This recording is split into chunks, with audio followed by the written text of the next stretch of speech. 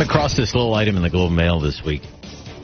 That was headline. It was in Wednesday's Globe. We thought polio was a hidden monster waiting to jump out and grab you.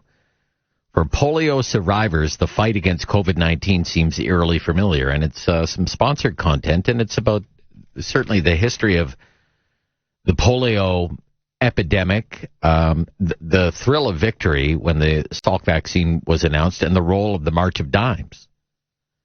March of Dimes Canada started in 1951. And Leonard Baker is with me. He's in Newmarket today. He's the president and CEO, March of Dimes Canada. Good morning. Good morning, Rob. Thanks for having me. It's really nice to hear from you. This was really interesting, and it filled in a lot of blanks for me about the March of Dimes. People may hear that, oh, yeah, March of Dimes, Canadian charity. What is the history? How did the March of Dimes start?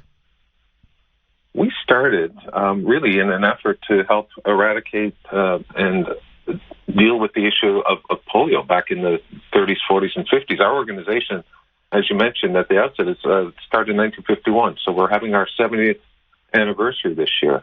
Our goal was through the support of volunteers and the community to help raise money and awareness about polio so that Jonas Salk would be successful in bringing the solution to what was then a deadly pandemic that was impacting the lives of children and adults across our country. And through our efforts, fortunately, a vaccine was created. And then our organization said, okay, now what do we do? So we decided that our efforts now would be put on supporting polio survivors because we knew they'd have long-term impacts because of the toll that polio took on them. And also pivoted to provide a wealth of services to all people with disabilities, from home-based supports to employment services to technology. We're just proudly launching a new after-stroke program to help stroke survivors in Canada.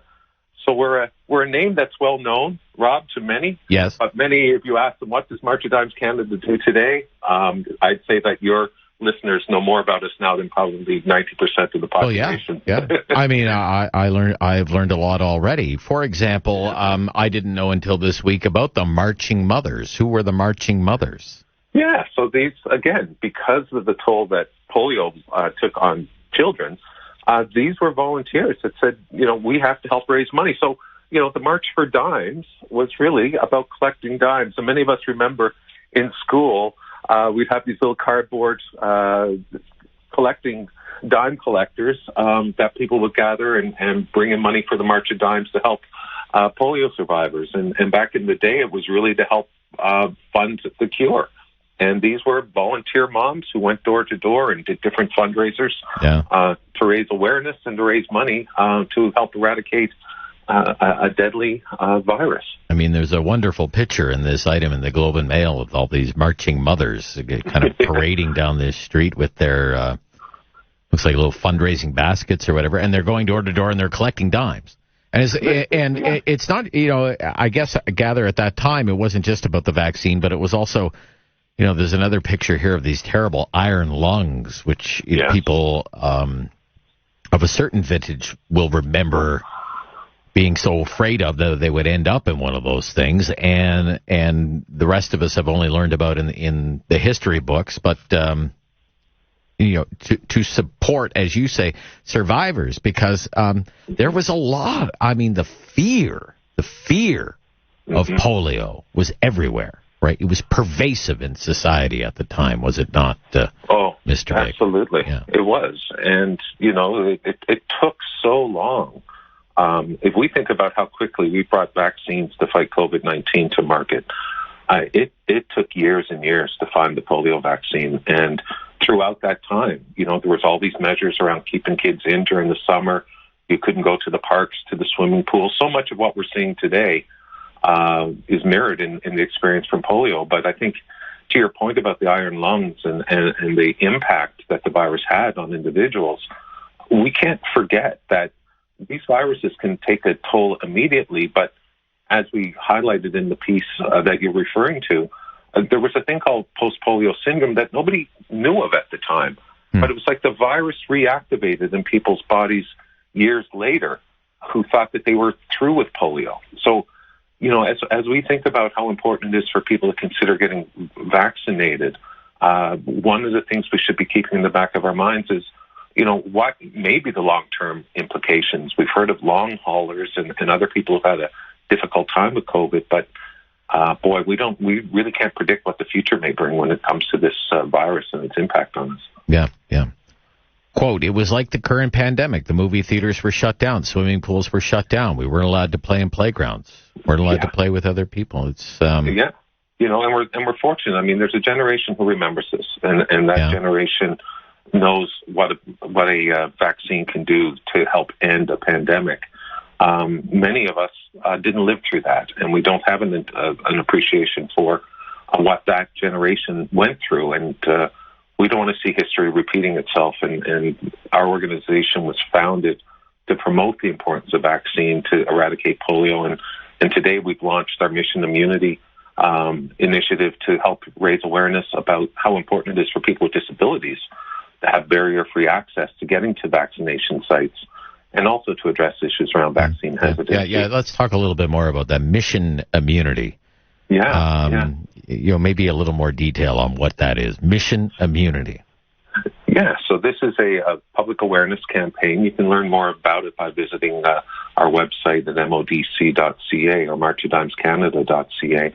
But, we are an organization that supports, more than 6 million Canadians living with a disability. And we know that efforts around educating people about the importance of vaccination needs to be understood and relevant to all of Canadians, including people with disabilities, some of whom may have intellectual or other disabilities. That may mean we have to think about how we're communicating with them.